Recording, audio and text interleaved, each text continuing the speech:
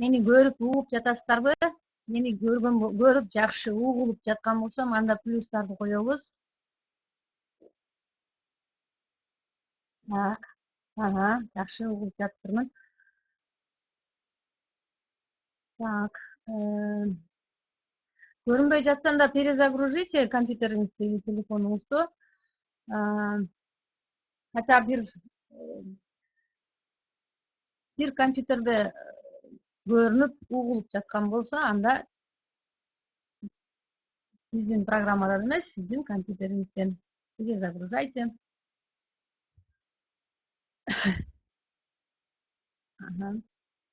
Саламатсыңарбы? Анда эмесе бир сыйра таанышып алайлык. Кайсы шаарлардан кирип жатабыз? Кайсы шаарлардан кирип жатасыздар?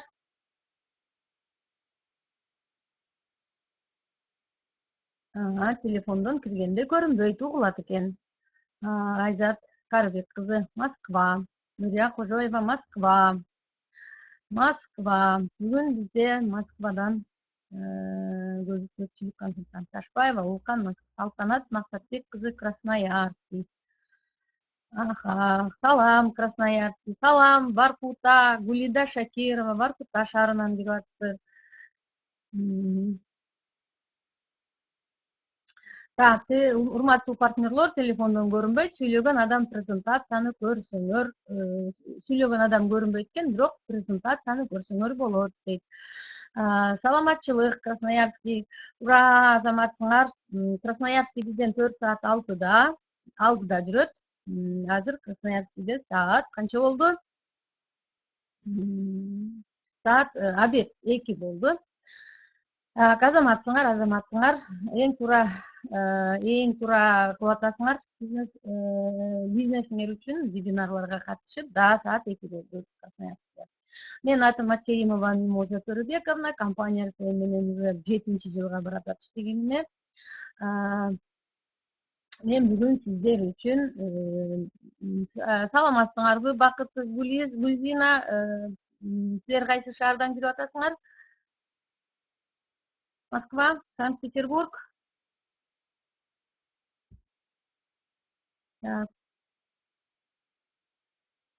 Карама-каршылыктар жөнүндө айтып кетмекчимин, бирок прежде чем карама-каршылыктардан Томск шаарынан экен. Карама-каршылыктар жөнүндө айтаардан мурда бул бир-эки фразаны айтып кетейин.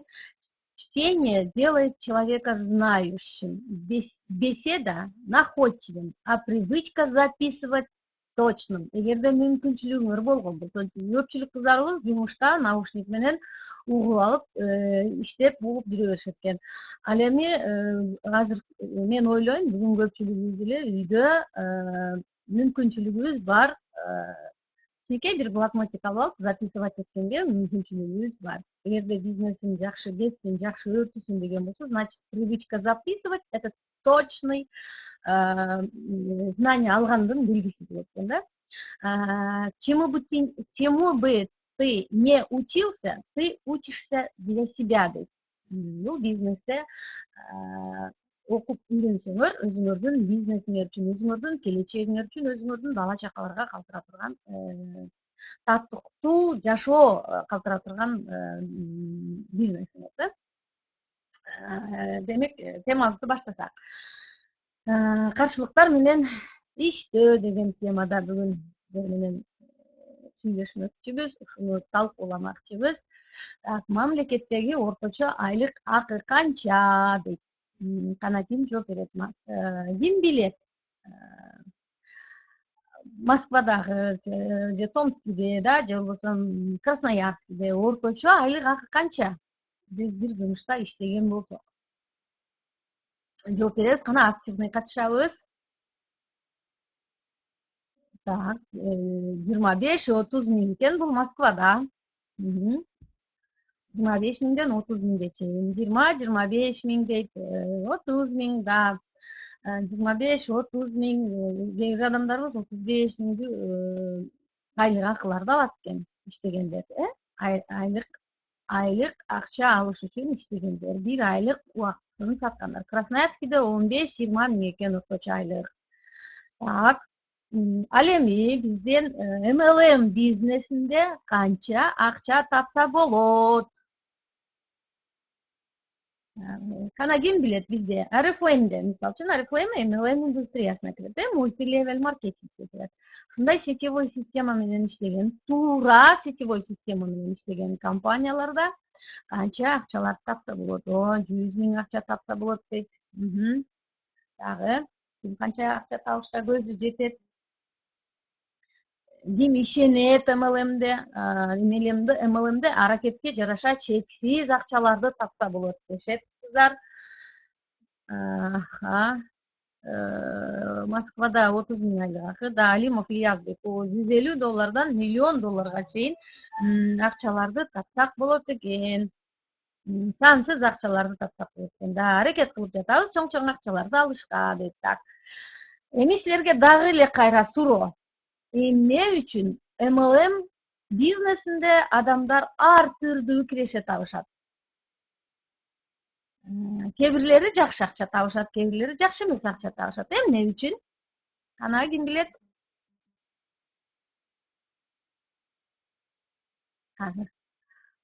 Алло.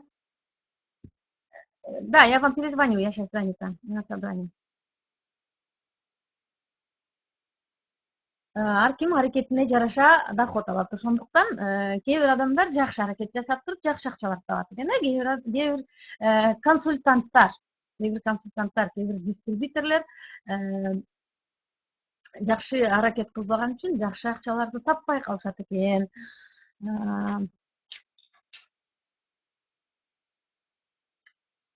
Так, дальше кеттик. Да, кыймыл аракети бааланат дейт. MLM бизнесинде иши жүрүшпөгөн дистрибьюторлордун эң жакшы шылтоосу эмне? Иши жүрүшпөгөн дистрибьютор деп биз кимдерди айтабыз? Именно биздин бизнесте кимдерди айтабыз? Бул ЛТО, да, личный товарооборотун жасай албаган консультанттар, еще кто? Командасына адам жаздыра албай аткан, карьерный лестницадан өспөгөн консультанттарды, буларды биз MLM бизнесинде иши жүрүшпөгөн консультанттар деп коебуз да. Эң башкы шылтоосу эмне булардын? Кана ким билет? Баарыбыздын эле ушул MLM бизнесине келгенде шырылдап эле ишибиз жакшы жүрүшүп кеткен эмес да. Туурабы?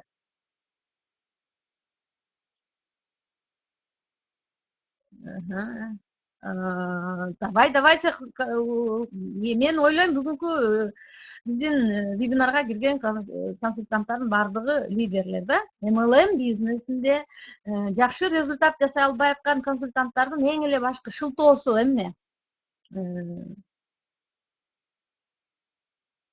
Причинасы. Клиент жок деши мүмкүн. Эң эле башкы шылтоосу бул тоскоолдуктар менен бет келиши, возражениеге бет келгенден кийин возражение көп болуп кеткенде консультант эмне кылып калат? Ушундай ар түрдүү шылтоолорду айтып калат. Да, каталог көрсөтпөйт, бошобой атам дейт, же уйкудан колу бошобой калат экен, жалкоолукту жеңе албай калат экен.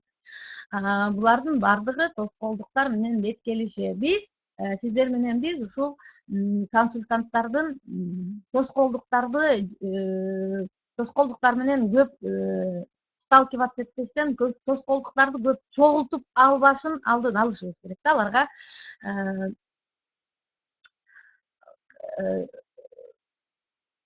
они не должны накапливать тоскоолдуктардычы. Да, каталог көрсөтпөйт. Так, эми силерге кайра эле дагы суроо.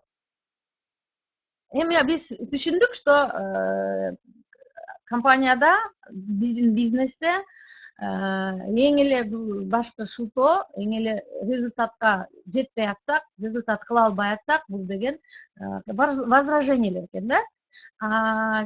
Эми сиз ар бирибиз азыр өзүбүз үчүн жетелер да. Сиз өзүңүз каалагандай жашоодо жашашыңыз үчүн канча киреше табуу жетиштүү болот? Жашооңузга канча киреше кирип турса сизге, айына мисалы үчүн, канча киреше кирип турса сиздин жашооңуз сиз каалагандай жашоодо жашаган болосуз.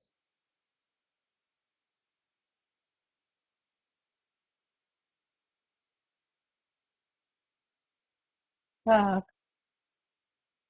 көп, өтө эле көп.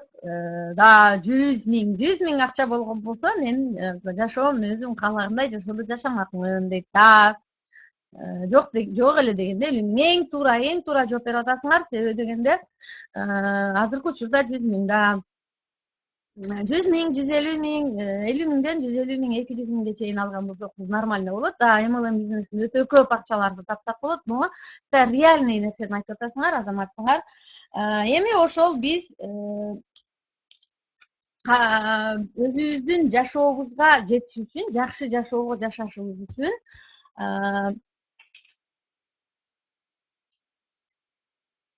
өзүбүз каалаган, бизди кызыктырган доходду алыш үчүн жашоодо деңгээл көтөрүлгөн сайын расход көп болот экен да.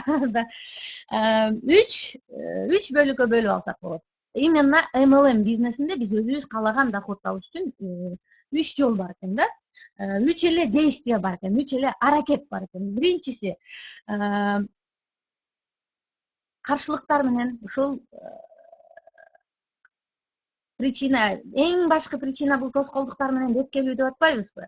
Эми ушул бирибизге 100 000, бирибизге 50 000, 100 000ден ашык, азыркы учурда 100 000ден ашык акча болгон болсо, биз жакшы өзүм каалагандай жашоодо жашамакмын деп атпайбызбы? Эми ушул жашоо өзүбүз каалаган, бизди кызыктырган доходко жетиш үчүн биз эң биринчи карама каршылыктарды жеңип үйрөнүшүбүз керек экен. Эгерде биз карама каршылыктарды жеңип үйрөнгөн болсок, биринчи жолу өзүбүздүн окружениедеги биринчи биз Oriflame жөнүндө уктук. То есть бизге келген консультанттар Oriflame жөнүндө аябай жакшы маалымат алышып атат, угушту, жакты. Өздөрүнө уже эмне кылдык, биз алардын мечтасы менен иштедик, желаниясын ойготтук, планды коюп бердик, пландын эмнесине жараша коюп бердик. Ушул өздөрү кызыккан акчага, кызыккан доходду алыш үчүн канчалык доход киреше кириш керек, ошого жетиш үчүн эмнелерди жасаш керек, биз ошого план түздөк. Эми ошол консультант чыгып барып эмне кылат? Эң биринчи эле биздин ишибиз тааныштарга айтып, тааныштарды чакыруу. Мындайча айтканда, өзүбүздүн эле окруженияны чакырып баштайт экенбиз да. Биз ошол окруженияны чакырып айтып баштаганыбызда эң биринчи эмне кылат? Биздин өзүбүздүн эле тааныштарыбыз, туугандарыбыз, койчу, лохотронго бардың, сен алданып атасың или не модно, ушундай эмнелерди угат. Ошол карама каршылыктарды жеңсе, биринчи окружениясын, ошолорго туруштук берип, ошол каршылыктардын үстүнө иштеп, ошолорду жеңген болсо, ошол консультанттын кимдери пайда болот? Биринчи партнерлору пайда болот. Кичинекей команда пайда болуп баштайт экен да. Экинчи жолу ошол сиздин командаңызга келип аткан, ошол консультанттын командасына келип атат, сиздин командаңызга пайда болуп баштаган командаңызды карама каршылыктарды жеңүүнү үйрөтүңүз. Карама каршылыктарды жеңүүнү аларга дагы үйрөтүп баштаган болсоңуз, сиздин доходуңуз, кирешеңиз дагы бир аз көбөйөт. Сиз каалаган кирешеге жакындап баштайт. Үчүнчү жолу ошол сиздин командаңыздагы партнерлорун карама каршылыктарды жеңүүнү окутуп үйрөтүңүз. Ошондо сиздин кирешеңиз сиз каалаган деңгээлге чейин көтөрүлөт. Карама каршылыктар кандай болот? Келиңиздер эми карама каршылыктар менен иштейлик. Бул биздин карама каршылыктар өзү 25-30га чейин карама каршылыктар болот. Андан ашык болбойт. Эми ушулардын ар бирин чечмелеп кетсем азыр. Көпчүлүк адамдар эмне кылат? Менин убактым жок. Менин убактым жок деген адамга биз эмне деген суроо берсек. Эми мен ушул карама каршылыктарды чечмелөөдөн алдын силерге дагы бир кичине бир статистиканы айтып кетейин. Жер планетасында 100% адамдар болгон болсо, ошонун 10% MLM бизнес үчүн эмес. Алар уже состоятельный адамдар, бутка туруп калган адамдар, өздөрүнүн бизнестери бар, өздөрүнүн очень хороший доходдору бар адамдар, аларга эч кандай MLM бизнеси жок эле, ага MLMге башын оорутпаса деле жашоолору эң сонун болуп атат, жакшы доходдорду алып аткан адамдар. Ал деген бул жер планетасындагы 100% адамдардын 10% өтө бай адамдар, уже состоявшиеся люди, да. Андан кийинки дагы 10% булар уже өздөрүнүн мелкий, кичинекей бизнеси бар. Мисалы үчүн дейм, врач. Ал эмне кылган, вложение кылган, окуган, канча жыл окуган, дипломун алган дагы анын иши врач. Ал ойлойт да, врачтын айлыгы көбөйүп калышы мүмкүн. Меня будет оценивать, да, менин жасаган ишимден мен бул өзүмдүн профессиямды сүйүп иштеген болсом, может быть, следующий год жашоом оңолот, дагы оңолот, бир бай пациент келип калат да, вот типа ошондой. Или болбосом базарда точкасы бар адамдар. Алар деген эмне кылышты? Кичинекей бир мелкий бизнесин башташты. Базарда точкасы бар, хоть жакшы акча тапсын, хоть аз акча тапсын, хоть вообще миллиондорду тапсын, базардагы адамдарды эми можно сказать, мелкий эле, сравнивая MLM индустриясы менен сравнивать эткенде, мелкий эле акчаларды тапкан болуп калат да. Нет, мындайча айтканда, акча вложение кылышкан дагы, убактыларын, акчаларын вложить этишкен дагы ошону күтүп отурушат. Анан аларда деген страх болот, 10% адамда страх болот. Мен ушунча акча киргиздим, ушундай бизнесимди кылып атам, азырынча содан болуп атат. Если мен MLMге барган болсом, эмне болот? Мен акчамды жоготуп алышым мүмкүн. Или MLMге барып жүрүп, бул жакты жыштырып коюп MLMге барган болсом, мен ал жактан да бул жактан да жок болуп калышым мүмкүн, эки жактан тең акча таба албай калышым мүмкүн деп деген страх болот да, коркунуч. Ошондуктан ошол 10% байлар болсо, 10% ушундай ойлор менен ойлонгон, уже кичине вложение кылып билим алып алышкан, же болбосо художниктер, ырчылар, мен өрүмдү таштап кете албайм да, мен сүйүктүү профессиям да, мен деген бул жака бара албайм да. Политиктер, коомчулукта социальный кызматта иштеген адамдар, өздөрүнчө соц кызматта иштейм, мен ушунчалык авторитет завоевывать этип койдум. Мен ушундай ушунча элдин көңүлүн өзүмө бурганмын. Эми азыр баарын MLMге алып барып алган болсом, бул жактагы аброюм түшүп калышы мүмкүн. В общем, коркушат да, андай страхтагы адамдар 10% болсо. Мен сиздерди куттуктап кетем. Себеби дегенде 100% адамдын 80% MLM бизнеси үчүн, MLM бизнеси керек болгон адамдар. Биз ошол 10%ке айтпай эле койсок болот. Биринчи бай адамдарга, андан кийинки экинчи 10%деги адамдарга можем акырындык менен биз аларды дагы бизнеске тартсак болот. Ал эми 80% адамдар булар именно биздин бизнес керек деген адамдар. Эң биринчи биз аларды бизнес партнер кылышыбыз үчүн эмне кылышыбыз керек? Желаниясын ойготушубуз керек. Биз аларга постоянно только прямой айтпашыбыз керек, прямой эле сен Oriflame үчүн жаралгансың, или болбосо сен ушундай MLM бизнес үчүн жаралгансың, сен ушул бизнести жасашың керек деген сөздөрдү айтпашыбыз керек. Дайыма өзүбүздүн результатыбыз менен и косвенно айтышыбыз керек. Анан именно ошол 80% адамдардын ичинен, естественно, биздин тааныштарыбыз ошол 80% адамдардын эле ичине кирет. Биздин өтө көп тааныштарыбыз, биздин 90% таанышыбыз 80% адамдардын ичине кирет да. Вот. Менин убактым жок дейт экен биздин ошол 80% тааныштардын ичинен. Биз эми сурайлык ошолордон. Сен убактыңды эмнеге кетирип атасың? Эч эле совсем эле убактың жокпу? Кандай выходноюң кандай? Выходноюңда эмне жумуш кыласың деп биз акырындан сурап келген болсок, анын убактысын таап чыксак болот экен да. Андан кийин кээ бир тааныштарыбыз айтат, ой, элдин баары эле Oriflame'де азыр бардыгы эле Oriflame'де иштеп атат. Oriflame'ди билбеген адам жок. Каталог алып барсаң, ой, мен билем Oriflame'ди, мен иштегем, или болбосо элдин баары эле Oriflame'де, мен бул бизнести кыла албайм деген адамдар чыгат да. Биз ага эмне деген жооп айтабыз? Ну это же хорошо. Значит, реклама, сенсиз деле уже реклама кетип атат. Мен иштегемин мурда, бул жерде иш жок, бул жерде акча жок деген адамдар чыгат. Да, мурда система башкача болчу. Азыр эң сонун системалар болду. Интернет менен иштөөгө мүмкүнчүлүк болуп атат. Азыр мондай акчалар көбөйүп калды. Мен да мурда иштеген болчумун, мен да мурда угуп көрүп отказ кылган болчумун. Но азыркы күндөгү мүмкүнчүлүктөрүн көрүп жакшы результатка жетсек болот деп туура маалымат берсек болот. Лохотрон, пирамида, секта бул алдашат да деген ушундай эмнелерди айтат. Лохотрон, пирамида дегенде биз жана айтып кетпедимби, чтение көп окуган бул эмне кылат деп.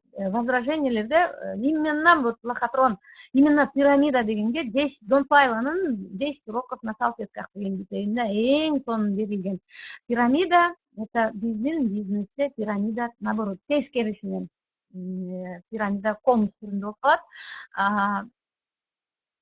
Ал дегенибиз мени угуп жатасыздарбы? Мен угулуп жатамбы? Давайте активно. Эгерде силерге угуп жатсаңыздар, менин бир сүйлөгөнүм жаккан болсо, плюстарды коюп турабыз да. То мен сүйлөп атам, сиздерден действие болбой атат, укпай атышат деп кыжалат болуп калып атам да. О, молодцы, рахмат. Лохотрон болгудай, алдагыдай сен миллионер эмессиң. Эгерде жашоомду өзгөртөм десең, өзүңө ишенсең, бирөөнө ошондой ойлосоң болот деген жоопторду айтсак болот экен. Кээ бир адамдар айтат, мага нормальный иш керек. Бул ненормальный адамдардын иши, или болбосо мен нормальный иштешим керек, мен каталог көтөрүп чыгууга, адам чакырууга менин убактым жок да. Это ненормально деген адамдар чыгат. Но презентация өтпөйбүз, биз аларды биринчи желаниясын ойготуп алышыбыз керек. Желаниясы ойгонмоюнча адамдар именно ушул возраженияларды айтып жүрөт. Желание ойгонгондо эмне кылышым керек, мен эмнеден башташым керек деген жоопту айтып башташат да. Биз ошол именно могул возражениялар менен иштегенибизде адамдын ошол выявить этебиз да, желаниясын иштеп чыгабыз дагы, желаниясын ойготобуз дагы, и ошол вопросту берип башташат. Модадан калган, азыр не модно, бул качанкы, эски.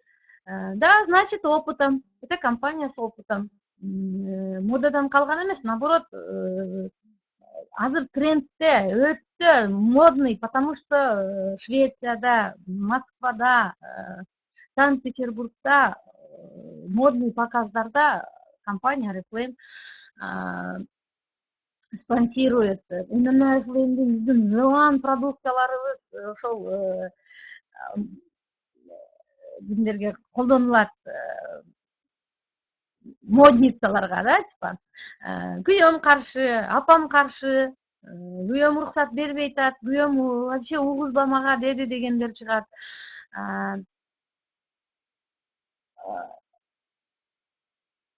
Мен сени багам да, мен сени багам. Сага эмне жетишпей атат, жөн эле отур деген сөздөрдү дагы айтат. Кээ бир аялдар айтат, менин күйөөм ушундай депчи. Биз ага интернеттен бизнес жасоону айтсак болот. Үйдө эле интернеттен отуруп эле бизнес жасасаң болот, эгер кааласаң. Азыр деген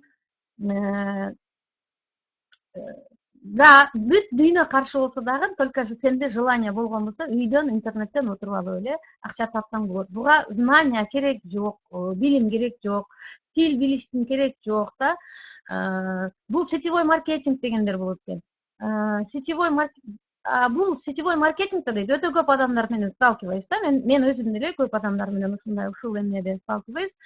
И бул сетевой маркетинг экен да деген жоопторду калды. Даже интернеттен ачык эле жазгандар бар. Ой, вообще ненавижу ушул сетевиктерди, сетевой маркетингде иштегендерди дегендерди окуп калам да, анан мен сурайм да, сетевой маркетинг деген эмне дегичи. Вот сиздер дагы сураңыздар. Сен билесиңби сетевой маркетинг деген эмне? Интернетке кирип атасың, сетевой маркетинг эмне экенин билиш үчүн тил билиштиң керек жок. Тил билбесең деле интернетке кирип атасың. Сурап жазып көр. Эмне сетевой маркетинг деген эмне деген деп. Аялдар үчүн, бул деген аялдар үчүн бизнес деп айтышат да. Бизнес деген сөз бул мужской родко кирет. И тем более Oriflame компаниясынын основатели мырзалар И тем более сетевой индустрия менен иштеген, MLM индустриясында иштеген компанияларда өтө чоң акчалар бар. И тем более ошол акчалардын дагы женский, мужской дегени жок. Бизнестин дагы женского рода, мужского рода дегени жок. Мени пайдаланат деп айтат кээ бир адамдар. Кээ бир адамдар мынтет, эгерде мен иштесем, мени пайдаланып атат бул, мен иштесем ушул адамга пайда да, ошондуктан мага жабышып атат деген сөздөрдү айтышат кээ бир кандидаттарыбыз. Аларды биз постоянно эмне кылышыбыз керек, тоже эмне кылышыбыз керек, айтышыбыз, түшүндүрүшүбүз керек, что мисалы үчүн мен да ошентип ойлогонмун мурда. Орифлеймге барсаң, продажа кылыш керек, алып сатыш керек. Значит, алып саткан болсоң, значит, сен кимдир бирөөнүн пайдасына иштеп атасың. Мени пайдаланат, мен иштесем бирөөгө пайда дегенде силер сурап көрүңүздөр. Сен азыр эмне жумуш кыласың? Сен кимдин бизнесин кылып берип атасың? Канча айына сен канча акча курган адамсың да? Мен Oriflame колдонбойм деген адамдар келет. Но все равно магазинден алып башка жактан ушул Oriflame'ге окшогон продукцияны колдонуп атат. Эгерде сен Oriflame'ди колдонгон болсоң, сенин жашооң өзгөрөт. Мен сүйлөй албайм дегендер чыгат. Сүйлөштүн бул жерде кереги жок. Бул жерде только желание керек. Желание болгон болсо сүйлөгөндү үйрөнөсүң. Желание болгон сүйлөгөндү сен Oriflame'ге дебей эле адамдарыңды чакыр, мен сүйлөйм. Пока. Ой, бул Oriflame экен да, буга акча керек да, акча салыш керек да дегендер болот. Жок, личный товарооборотко акча керек. Личный товарооборотко и так эле, эгерде биз өзүбүзгө самый паста счетко ала турган болсок, атырыпабызды ала турган болсок, башка жактан деле акчага алып атабыз. Жок, менин акчам жок деген адамдар боло турган болсо, анда башка тааныштарды чакырып келиш үчүн акча керек жок, бирок личный товарооборотко гана акча керек да.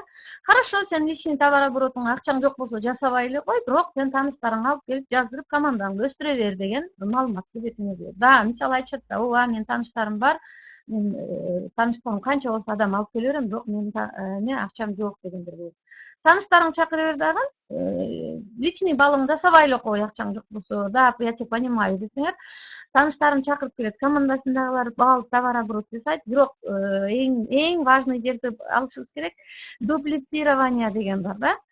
Мен акчам жок, бирок тааныштарым бар деген адамга тоже акчам жок, бирок тааныштарым бар, команда түзө берем деген адамдар келет. Ошондуктан ал адам эмне болуп атат, командасы өсүп атат, проценттин уровеньде өсүшү мүмкүн, бирок акча зарабатывать этпейт. Вот тогда адам өзү уялса деле,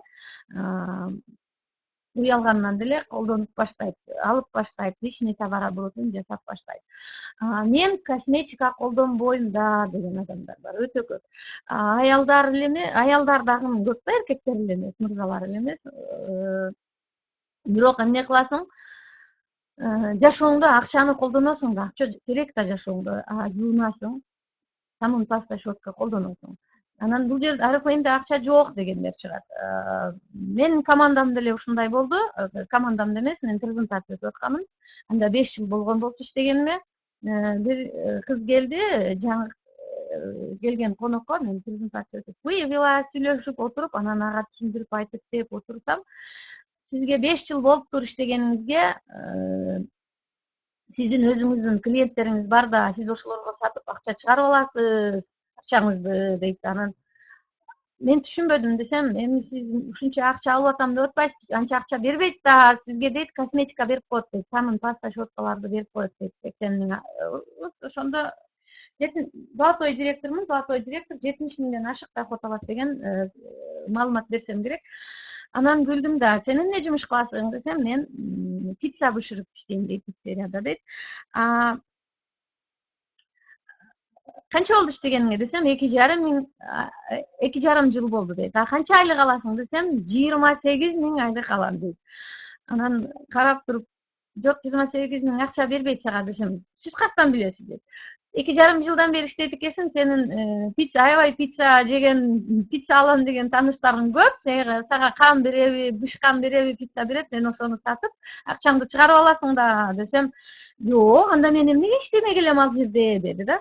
Анан мен айттым, да, көрдүңбү, 2,5 жыл эгерде сага пицца берип сатып чыгарып ал десе иштебейт элең. Мен дагы 5 жылдан бери бул жерде мага акча бербей, самын пасташотко десе, мен аны сатып акчамды чыгарып алыш үчүн мен анда продавец эле болушум керек.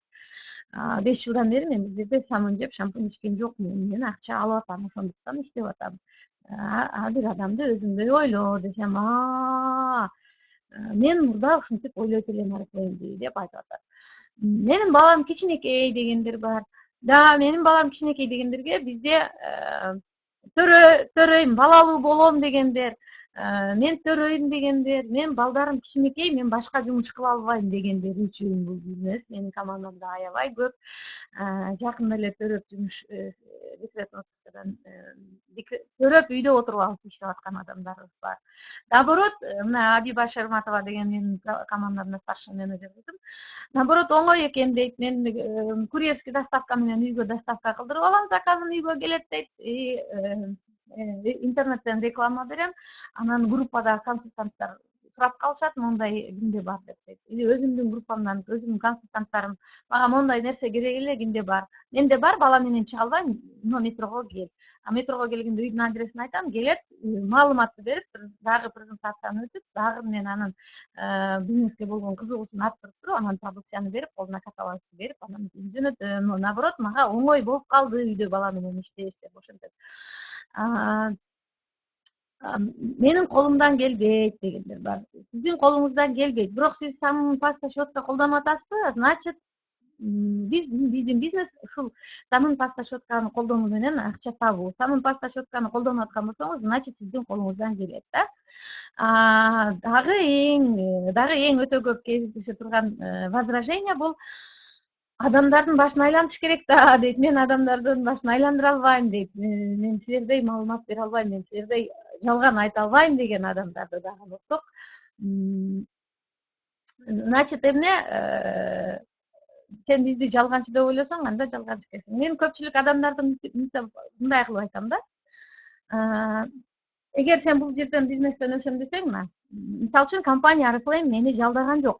Сага мынча акча төлөйм, сен адамдардын башын айландырып, менин товарымды өткөрүп берсең, мен сага мынча акча төлөйм деп туруп, мени жасантып, кийинтип туруп, анан кийин ораторствону үйрөтүп туруп отургузган жок. Мен угуп көрүп ишендим. Мага айткан менин спонсорлорума ишендим, мен компанияга ишендим, продукцияга ишендим, менде результат болуп атат. Кечирип кой. Кайсыл жерде ишенсең, ошол кайсыл жумушка ишенсең, кайсыл жерден акча табууга, кайсыл жерден жашооңу өзгөрүшкө ишенген болсоң, пожалуйста. Эгерде сенде мындай ой болгон болсо, сен бул жерде иштей албайсың. Мен сени лидер экен деп айтып атыптырмын. Кечирип кой, менин сага убактым жок. Мен сен эгерде сен бул жерде оюң ошондой болгон болсо, кечирип кой, мен убактымды алба деген сөздү айтам да. Через несколько время өздөрү кайра мен менен байланышат. Менин таанышым жок дегендер Кыргызстандан жаңы келген адамга дагы предлагать этсек болот. Каталогдорду көтөрүп, азыр эң эле сонун методдор чыгып атат. Биз Арифлеймде иштеп баштаганда интернетке кирген көп адам жок эле. WhatsApp, Viber азыркыдай, WhatsApp, Viber, Telegramдай эмес. Даже bizde безлимитный сим-карта жок болчу да. Безлимитный сим-картаны кайсы бир процентный уровеньге чыкканда, анан бир спонсорлор подарка кылат эле. Это очень редко промоушенга коюлат эле да. Вот эми элестеткиле биз тааныштарды издешти. Кантип тааныштарды издейбиз, кантип тааныштар менен байланышабыз. Канчалаган Москванын бул жак башынан бул жак башына, метродон бул жак башынан чейин бир каталог жеткир. Бир туш, бир помада болобу жеткир, курьерский доставка, андай нерселер жок эле. Күндөн күнгө азыр сервис вообще улучшается, да, сервис обслуживания улучшается. Интернет эң сонун мүмкүнчүлүк болуп атат. Азыр эле мына бизде карагылачы, мына Воркутадан кирип аткан консультанттар, Красноярский, Томский, Санкт-Петербург. Эң сонун мүмкүнчүлүк. Азыр таанышым жок, мен таанышым жок деген адамдын бул просто желание сөз жок, желаниясын ойго түшүрүш керек. Иштеш керек, чуркаш керек дейт да. Вот ушундай адамдарга жооп, ушул возраженияга жооп. Сен эмне жумуш кылып атасың? Кантип жашап атасың? Иштебей жашап атасың? Кайсыл жерде иштебей, чуркабай, аракет кылбай койсоң акча төлөйт, айт адресин, мен барам дейм да. Мен иштебей, чуркабай жатып алып, акча алган Биз арифлеймчилер, лидерлер айрыкча бизге аябай жагат, Биз аябай жакшы көрөбүз иштебей жатсаң эле акча төлөй турган, акча бере турган жерди да. Вот сен ошондой жерди билет окшойсуң, что арифлеймди иштеш керек, чуркаш керек деп атасың деген сөздү айтсак болот да. Кайсыл жерде бар экен, барып эле трудовой договорду түзүп, колду коюп эле үйгө барып жата берсең акча төлөйт экен. Именно иштеш керек, чуркаш керек башка жактарда, арифлеймде иштеш, чуркаш керек жок. Иштеш, чуркаш бул убактылуу. Сен деген өзүң кызыккан доходко чыгышың үчүн иштеп чуркап коесуң. Бул жерде эмне бар? Иштесең акча бар. Ой, да, иштебесең акча бар. Иштесең акча бар, иштебесең дагы иштебесең акча жок. Бул башында. Бывает момент, ушундай убакыт келет, ушундай бир убакыт эмеге жетесиң, ийгиликке жетесиң, эгерде иштеп чуркап койгон болсоң, иштесең акча бар, иштебесең дагы акча бар деген. Вот ошол моментке жетип алып, анан кийин башка жумуштар, башка келген консультанттарга айтышың керек. Не консультант, а новичокторго ой силерге именно ушундай возражение кылып аткандарга. Башка жактан иштебей эле жатып акча аласың да. Мынакей мен, допустим, менин мондай акчаларым, мен иштесем, иштебесем мондай акчаларды алып атам деген нерсени көрсөтөт. Мен сата албайм, мен орусча билбейм да, деги эле вообще возражениянын түрү көп. Тил билиштин керек жок, орусча билиштин керек жок, продажа билиштин дагы керек жок. Бул сиздер бул жерде жашооңуздарды кымбатка сатасыздар. Эң негизгиси бул жашоо болуш керек да. Вот могул жерде тоскоолдуктар менен кезигип атабыз. Көп консультанттар уже жазылгандан кийин айтышат да, мага ушул апам тоскоолдук кылбаганда мен өсмөкмүн. Мага күйөөм уруксат бергенде мен өсмөкмүн да. Мага ушул мына списокто несколько список чыгардым. Мен угулуп жатамбы? Плюстарды коюңуздар. Мени угуп жатасыздарбы? Да. Значит, Ильязбек, перезагрузите. Могул каршылыктар.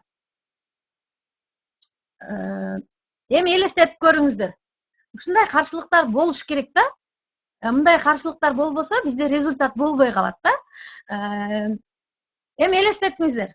Мына көчөгө чыктык. Биз биринчи жолуккан адамга эле бардык дагы. Ой, койчу, бизнес кылгың келеби? Да, ооба. Жүр мен менен бизнес кылабыз. Арифлеймде иштегиң келеби? Ооба. Арифлеймде каталог тараткың келеби? Алып кел, таратам. Эми элдин баардыгы ошенте берген болсо, бул бизнес кызыгы жок болуп калат. Бул бизнесте результат болбой калат. И тем более элдин баардыгы каршылык кылбай эле баары бул бизнеске Арифлеймге келип алган болсо, анда ким бизге нан бышырат, ким бизди лечить кылат, ким такси болот, биз кантип бир жактарга барабыз да. Ким журналист болот, ким китеп жазат, ким ырларды жазат да.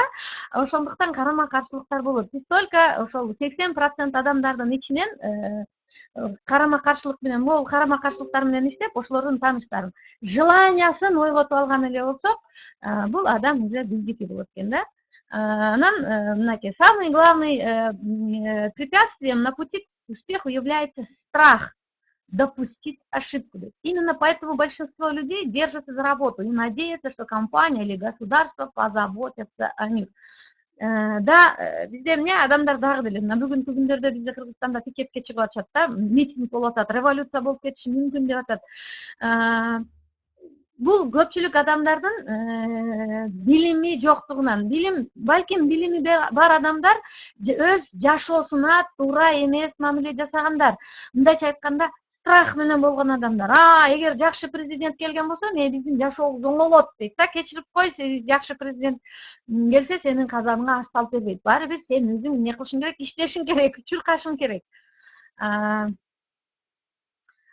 Эми сиздерге суроо. Возражение. Кимде кандай возражение? Бүгүнкү вебинар на пользу болдубу? Возраженияны жеңе алдыңыздарбы? Ала тоодой болуп көрүнбөйбү возражениелер? Да, туура. Значит, экинчи каталогда хороший результат болду. Бизде консультанттар экинчи каталогдагы бүткөндөгү үчүнчү каталогду баштагандагы койгон пландарыбызга болуп аткан каршылыктарды дагы күчтүүрөөк жеңүүгө эң сонун маалыматтарды алдык деп мне точно надо болуп аткан нерселерди маалымат алдым дейт. Молодцы, рахмат, азаматсыңар. Аха, хорошо, рахмат. Азыр эми мен силерге дагы бир ролик коюп берем. Ошол роликтен кийин анан иш күнүңүздөргө ийгилик каалайм. Деги эле жашооңуздарда бактылуулук каалайм. Эң жакшы ийгиликтерге жетиңиздер, эң жакшы татыктуу жашоодо жашаңыздар. Силерге алдыңарга дагы да чоң кыйынчылыктарды каалайм. И ошол кыйынчылыктарды жеңе турган күч, билим каалайм. Эгерде кыйынчылык болбосо, ийгилик болбойт да. Кыйынчылык менен сталкиваетесь. Кезип атасыңарбы, кыйынчылыкка жолугуп атасыңар, кыйынчылык болуп атабы, каршылык болуп атабы? Значит, силер движение кылып атасыңар, силерде кыймыл болуп атат. Значит, силер что-то хотите.